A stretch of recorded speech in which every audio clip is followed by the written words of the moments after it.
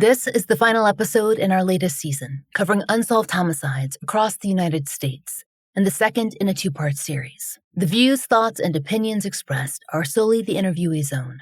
All individuals are presumed innocent until proven guilty in a court of law. This series discusses crime scenes, violence, and homicide. Listener discretion is advised.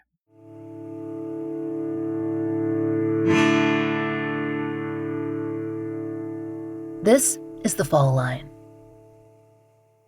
Last time on The Fall Line, we began the story of Rose Goodman, a Southwest Philadelphia mother and grandmother who was shot and killed in her home in September of 2023. Rose, who was 80, had lived on Broomall Street for 50 years with her husband Butch, who passed away in 2021. When her daughter Donna couldn't reach her on September 7th, the family grew concerned. Rose's 3 adult children, Devin, Alan, and Donna, had been working to transition their mother's care, knowing that she felt safest in her longtime home, surrounded by her strong community network.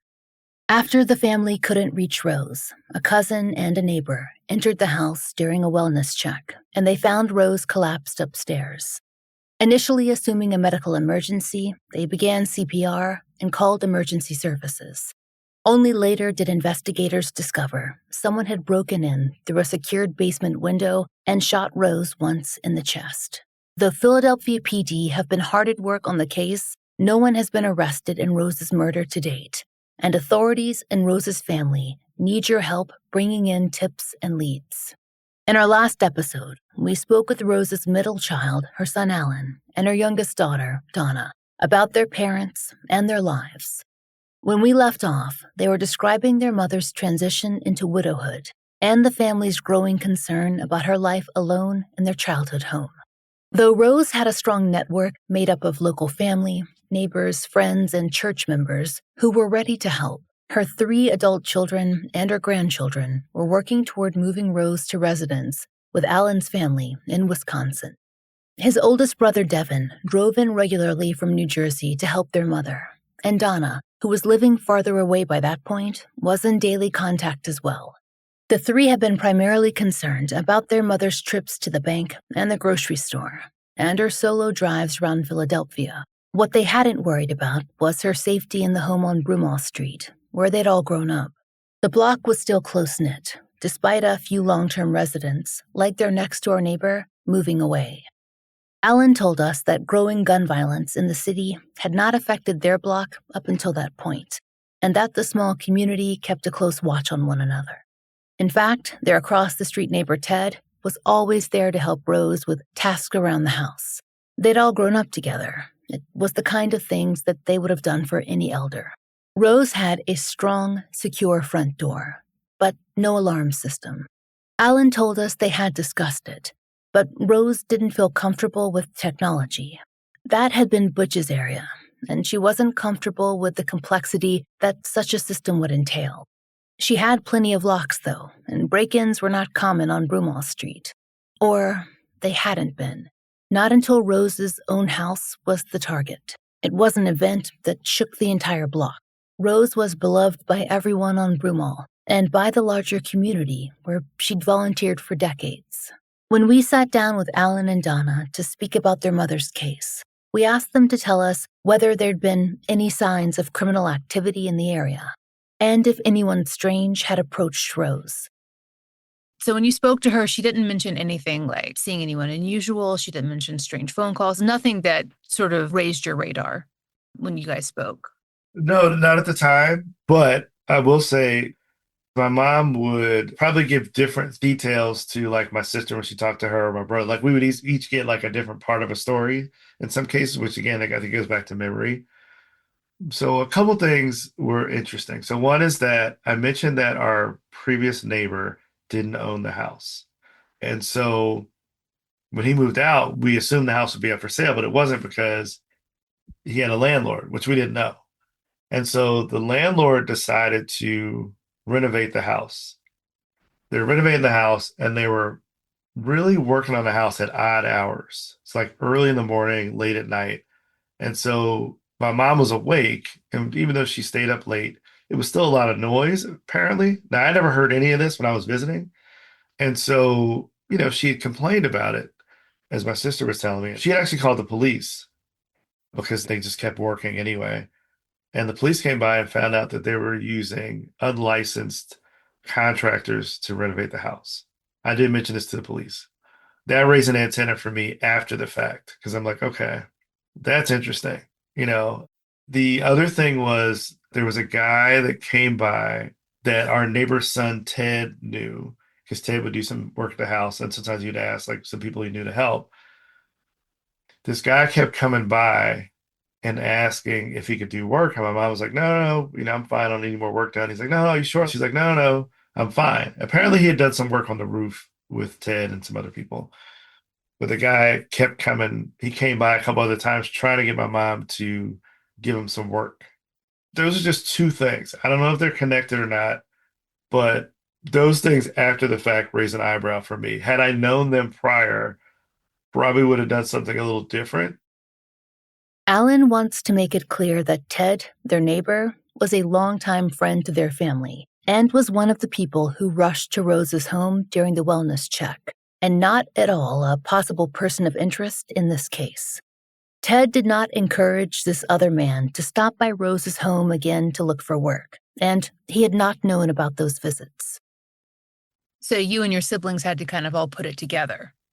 Yep, absolutely. One thing that bothers me is that when I was in town July, she thought she heard noise outside of the air conditioner. She thought she heard someone out there. And with me being afraid of everything, I said, well, I'm not lifting that up to see what's going on the other side. And it just makes me wonder to this day, was that the person, digging or picking at, underneath the air conditioner, trying to get into that window? What was she hearing?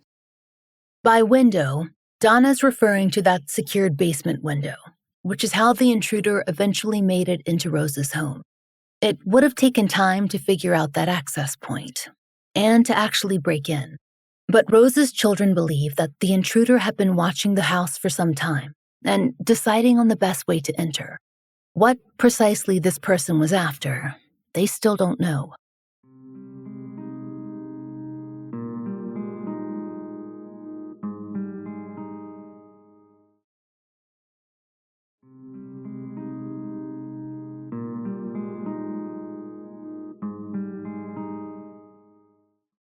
Though they put together bits of information after her death that, together, created some concern, none of them had the full picture in September of 2023.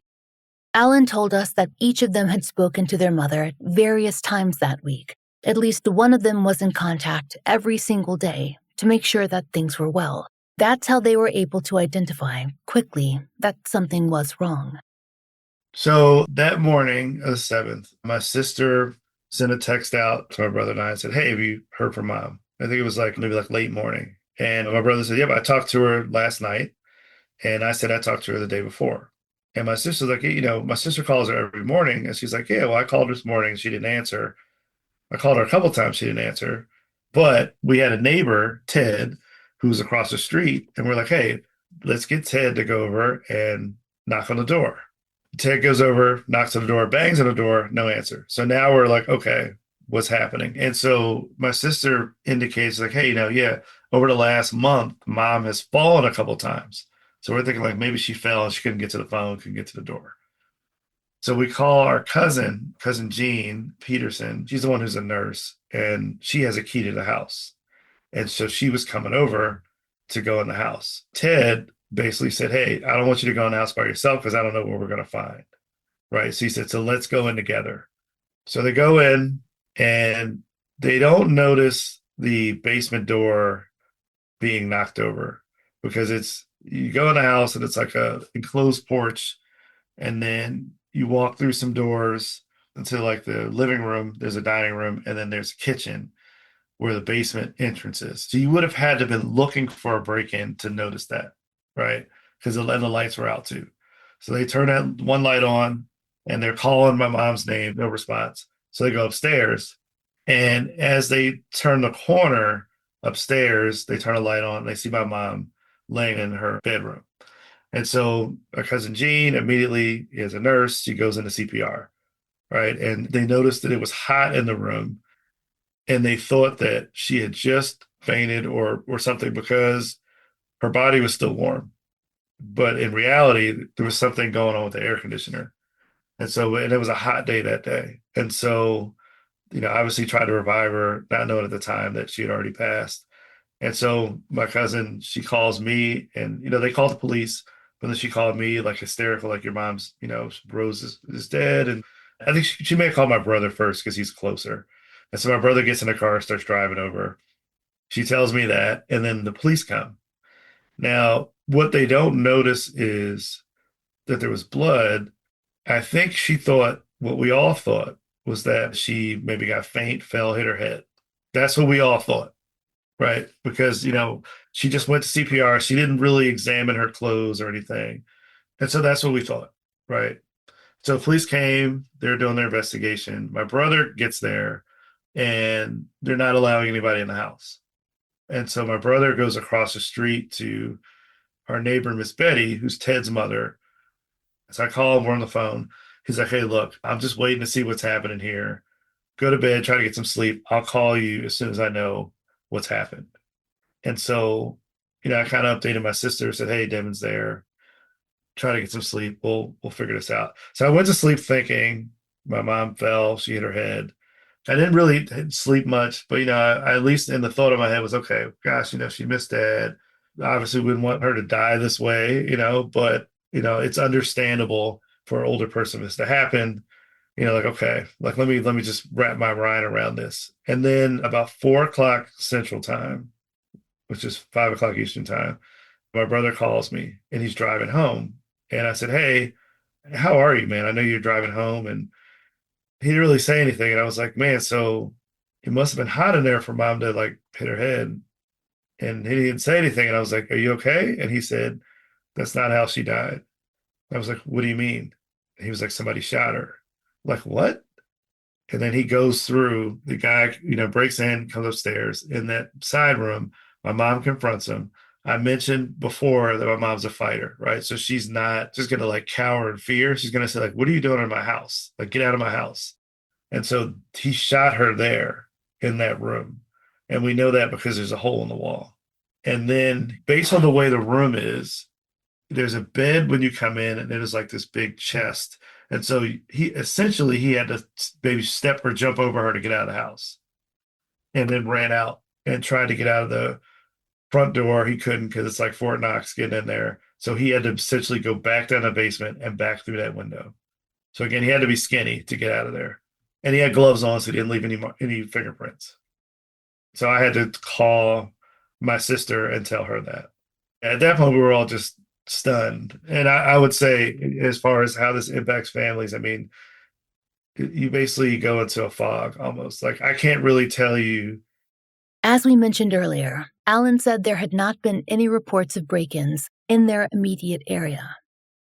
I think that's what made this so shocking, is that I don't know anybody who had a basement broken into. Now, I will say this. We went on vacation when we were younger, but we came back and somebody had broken into our house. And they had broken in through, I think, a window or the front door. And so that was the only time that we had experienced that. But as far as basements are concerned, basically, a lot of people had bars in front of their basement windows. And then in the back, there's like a metal door that you would have to lift to go down some steps to get into the basement. We would open it up, pull it up. This one was very similar, and I think all the neighborhoods have it. So in terms of the point of entry there, do you have a clear understanding of how that happened? Yes. So basically what happened, and some of this I didn't even get from the police. I just went and looked. From the front of the house, there are some steps like right next to the front of the house. There's some steps right up to the door, and like to the left on the other side, like the little yard in the front, there's some other steps that go into the alley. And so that area, right on the other side of the alley, there's an apartment building. It's on the corner, and it takes up from the corner all the way down to that alley next to our house. And so there were some weeds that were overgrown. And so they grew over and they were covering the alley entrance, right? And so the person who broke in went into the alley, and we have like a little gate. It's like a 3-foot high gate. Like you just open the gate and go in. It wasn't really security. So the person went in the alley, but first, before they tried to get into the house through those windows, they went to the back of the house and tried to get in through the kitchen window.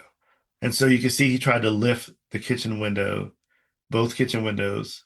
He tried to get into the back door, couldn't do that. And so he really took his time, which is why it's important that those weeds were covering the entrance to the alley, because nobody would see him in the alley, which to me tells me that he's been there before. And so when he eventually couldn't get into the windows or the door, he went into looking at the 2 basement windows. Now, typically the basement window is like a solid, thick glass that you can't break. I think it's pretty thick, but it lets light in. And it may have like a little window there, like a screen. Well, one of those was not the glass. One of those was a thinner glass and then also had a screen. And so I had never noticed that. I'm not sure why that was like that. I have no idea. And so this person, they were wearing gloves, from my understanding, had tools with them, which tells me they've been there before. They unscrewed that, took it off, and then kicked in that thinner glass window. And it's fairly narrow, so this person was skinny. Climbed in through there, and then came up the basement steps and kicked in the door because it had a double lock on it. Kicked in that door. So that's how they got in, which was unusual because I don't think anybody else has had their basement broken into, which for me tells me that he's either been in the house before, maybe doing some work, or had spent some time just looking at the house and seeing potential ways in. And she would lock everything up. Like you weren't getting in the door. I think the person even tried the front door too, because trying to get in that way, and like, you're not getting in those doors. Like they're not moving. And so I think he had tried the front at one point. At least it looked like he did. And to your understanding, were there any other attempted break-ins reported in that time frame in the area? Not to my knowledge. I will say though that, so my mom had just turned 80. I do know that in that 2 weeks prior, there were 2 80-year-old people, I think both men. One person was, I think, attacked and shot on the street. Someone was trying to rob him. And then there was another 80-year-old who was also attacked or something leading up to this. I only found this out after I looked back on it. So basically nothing was stolen, right? And so what we suspect was that when the person made his way upstairs, he made so much noise kicking the door in that my mom woke up. So I think it's roughly like 5 a.m., 4 a.m., 4:30, 5 a.m. When you look at the front of the house, that top window there is the master bedroom. And then there's a bathroom down the hall, and there's 2 other rooms down the hall. One is like right at the top of the steps. He was in that room when my mom sort of confronted him, I think startled him. And so what the police think is that it startled him, and then he shot her, and then he got out of the house. He ran out. So there was nothing missing, at least that we found. But I do find it interesting that he was in the middle room, which tells me that maybe he was looking for something specific. There's a safe in there, but you need the combination to get in the safe.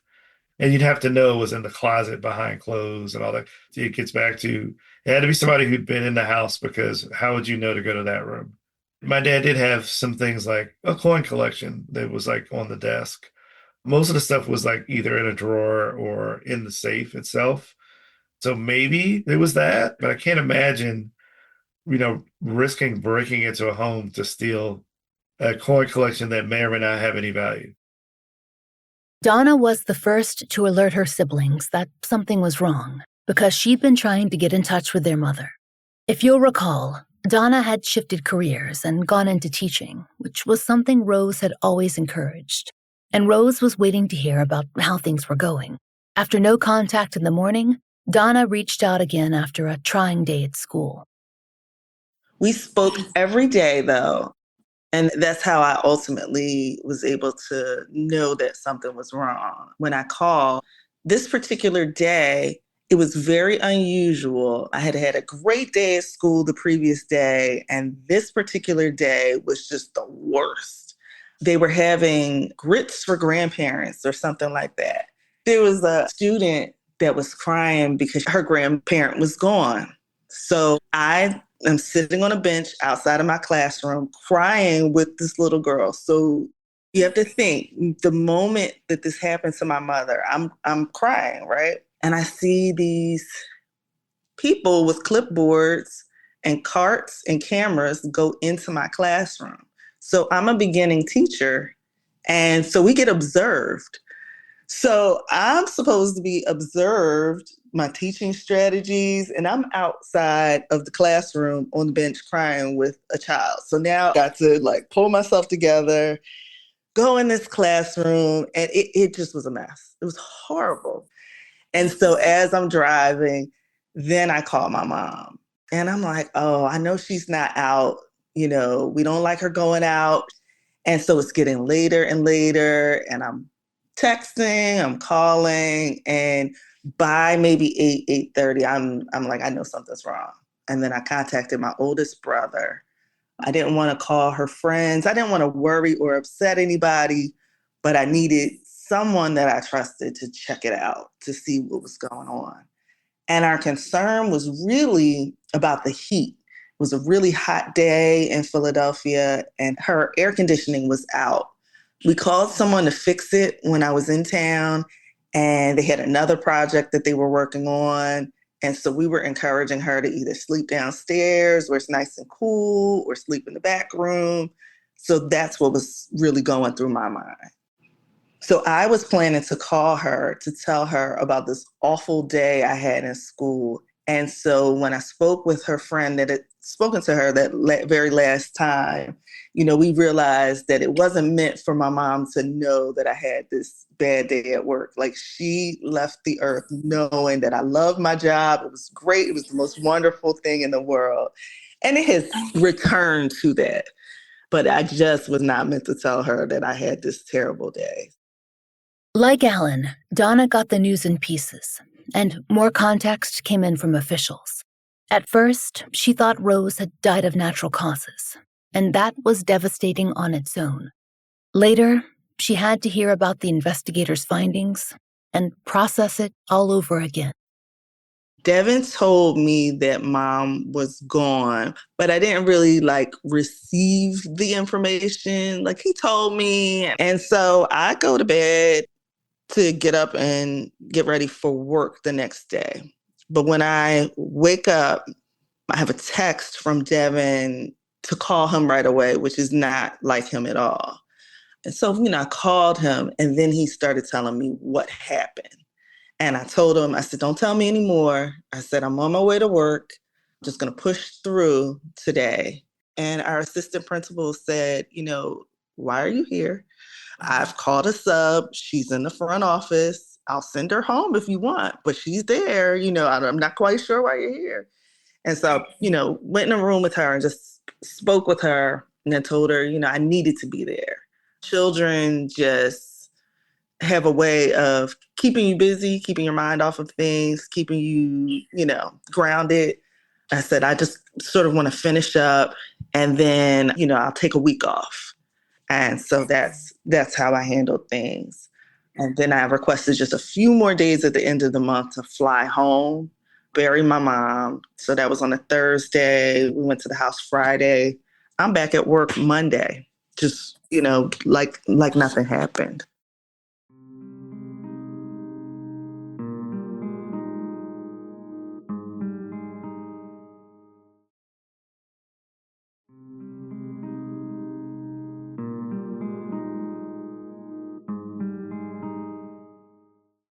One thing that the Goodman family highlighted was the early and consistent communication they received from the Philadelphia Police Department. We were also in communication with officials in relation to these episodes, and while there was no on-record statement, we're confident that their detectives are dedicated to solving Rose's case. Based on what we've learned, the Goodman's children have been kept in the loop, and were offered detailed information and victim services from the beginning. I want to say we spoke to them. Besides that night, I want to say I spoke to them maybe within, I want to say it was the next day. I have a interesting history with police in that I don't have a record or anything like that, but I've had family members who are police officers. A very good friend here in Milwaukee who's the police chief, and also bad experiences with the police department. So I always have a healthy level of skepticism, at least initially, with police. And so they reached out. So they have like a liaison officer who reaches out and basically just said, "Hey, I'm so sorry. Here's what we know. Here's all of our contact information. Here's where you go for if you need therapy. Here's some initial stuff you're going to need. Here are the phone numbers of the detectives." Alan told us that a retired member of law enforcement, who's an active member of Rose's church, has also been very supportive. In his own case, he said that he was able to stay in contact with law enforcement and focus on his mother's case because he did something for himself first. He set up grief counseling and therapy to help him process what he was and is going through, and that's helped him to keep focus.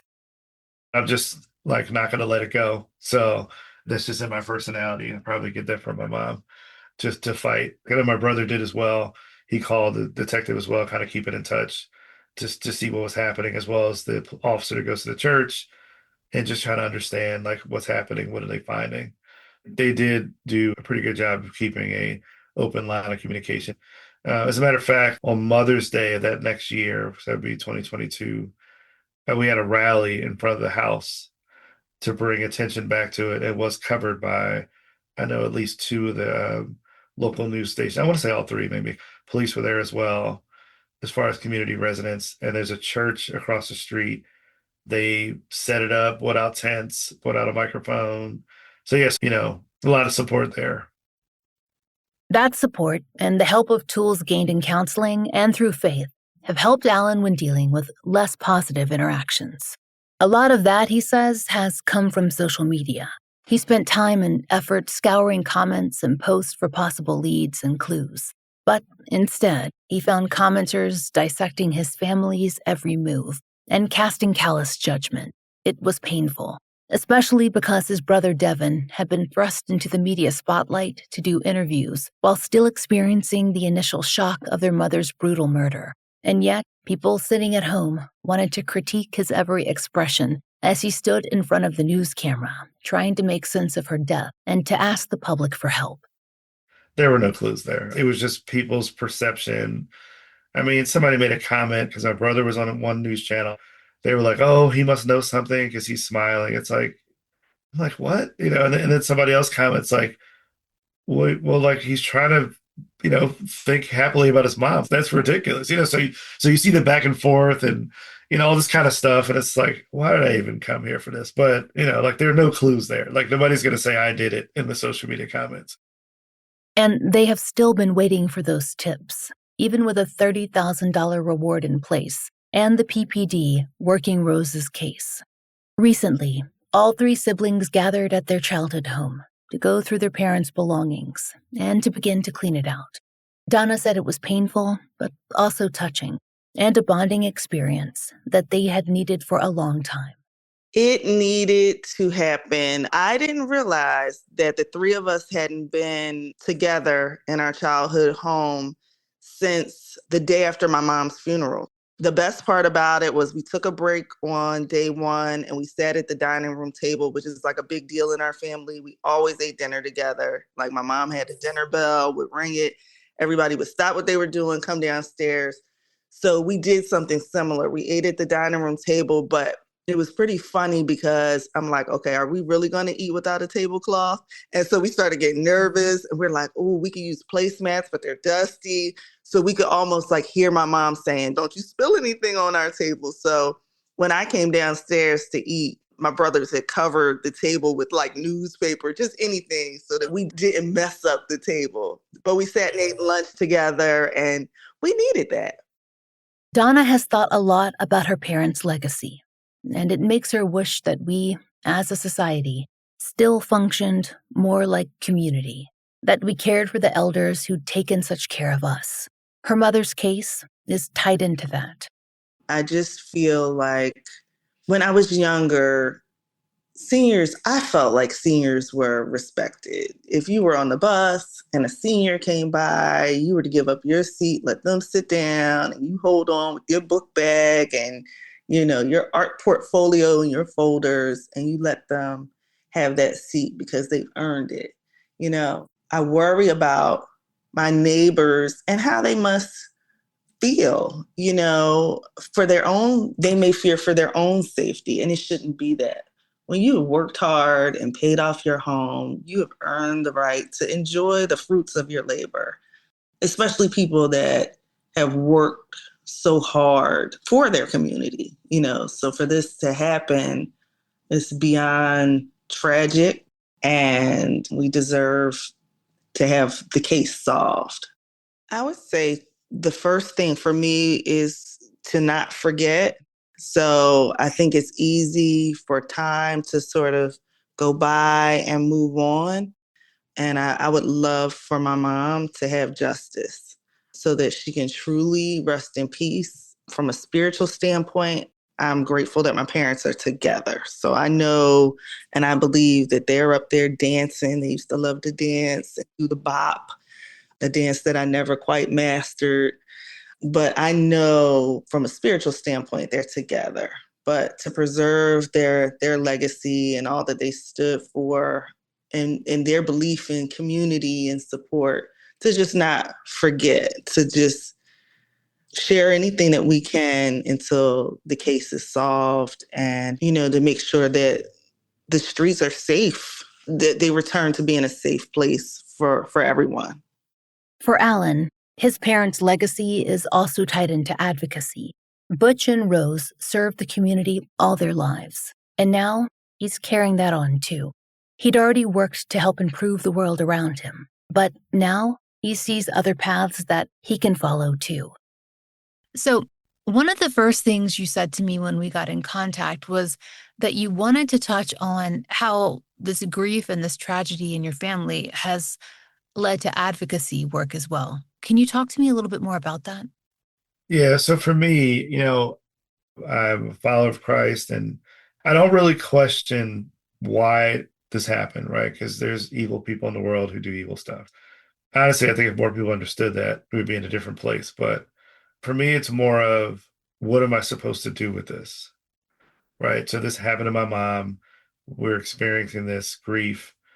In honor of my parents, how can I serve other people in the midst of this grief? And so for me, it's really focusing in on how men, and in particular Black men, how we handle grief, because we've been socialized to be strong, whatever that means.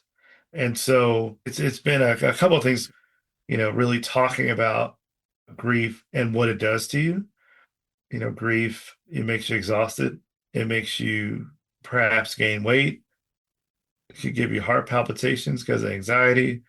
It can give you what I call procrastination on steroids. All these things. As a business owner, I would get emails about opportunities, and I would look at the email and I just physically could not answer the email.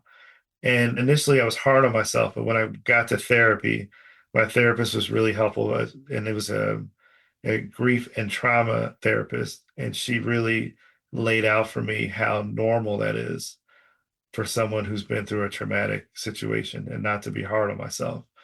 And so really just that, but also helping men understand that when you, and anyone, when you go through a situation like this, or any situation that causes you grief, you become a different person, right? For me, I had to learn how to have fun again. I had to learn how to be around crowds again, even though still don't really like it. I had to really re-examine who the people around me. I had to understand that you're going to lose friends just because you're the person whose mother was killed. Some people don't want to be around somebody who is grieving and who's going through something like this. And then you'll find that other unexpected people will step forward and do amazing things for you. There's going to be a new normal, and we have to understand that and embrace that. Then the biggest thing for men is that we got to cry. You have to most people feel better after a good cry. And so you have to do that. And we're socialized not to cry, but that's so detrimental to healing that we need to do that. And so that was what I think God is leading me to, the what am I supposed to do with this? I think that's it. Apparently in the Affordable Care Act, there's money to provide lighting and potentially security cameras to businesses.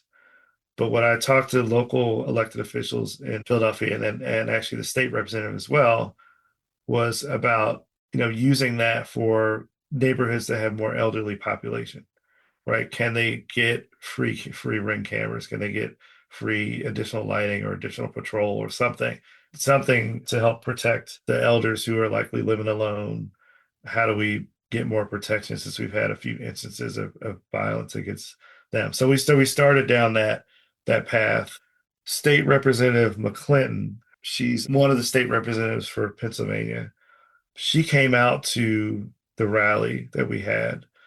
And so I mentioned this Tots and Teens group. Her mom was in that group. And so she actually, as a child, had hung around in our house.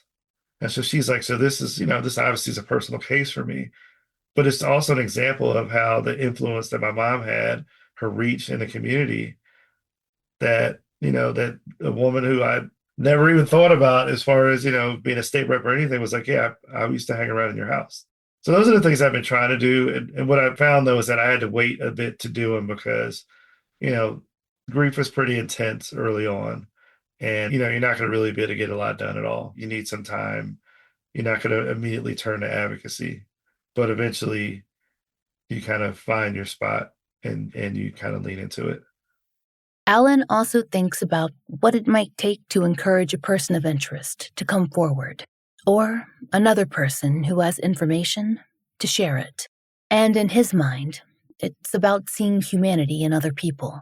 We often connect that to our own experiences with love, our children, our mothers, our fathers. He told us a story from his own childhood that made him consider just that. I'm going to tell you a story that I didn't really think about this until after my mom's death. I was in kindergarten, so this was probably like 1974, 75. So there's this bank on 58th and Baltimore Avenue, which is like 3 blocks from our home. And my mom would go there. This is back when you had like a passbook, and like you would go into the bank and like there's like no ATM or anything. You got to go get in line and go up to the window and do your transactions. And so my mom and I walked down there, and when you go into the bank, on the right are all the windows, and then you can see the banker sitting off right in front of the vault that's in the back.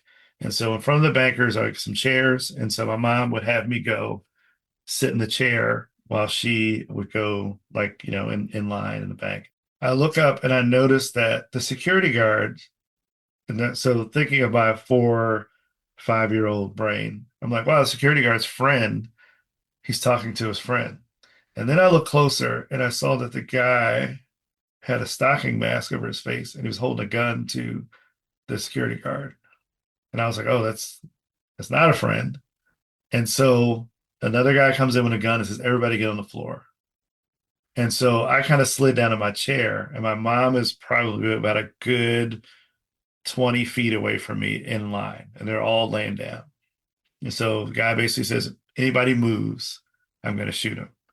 And so he's like, one guy has his arm around the security guard's neck, holding a gun to him. The other guy has a gun, and he's telling the teller to put money into a bag. And so my mom looks at me, she makes eye contact with me, and she motions for me to get down the floor and to crawl over to her. And so I slowly start to crawl, but I'm looking at the guy too, because I'm like, he did say he was going to shoot anybody. So, in the back of my mind, I'm like, man, is he going to shoot me? Or is he going to shoot my mom for asking for me? And so when I got halfway to my mom, he looked at me, and then he watched me crawl to my mom, and then he kind of looked away.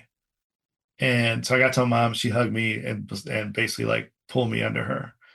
And that was my first experience seeing a gun. And my mom protected me because that's what she did. And so I remembered that happened.